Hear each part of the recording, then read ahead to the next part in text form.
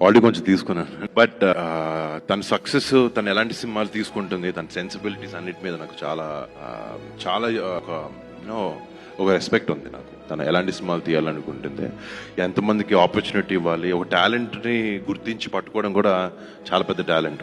ఆ విధంగా మా చెల్లికి ఐఎమ్ ఎక్స్ట్రీమ్లీ ప్రౌడ్ ఒక బ్రదర్గా అలాంటి సినిమా చేయడం. అంటే తన ఫస్ట్ సినిమా కూడా ఒక 11 కుర్రాల్ని లాంచ్ చేసి ఆ ప్లాట్ఫామ్ సెట్ చేసి చేయడం.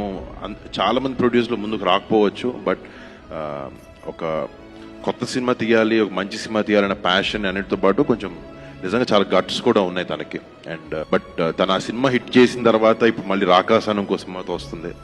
అండ్ కానీ ఇప్పుడు దాకా మా చెల్లిని నాతో సినిమా చేయని అడగలేదు.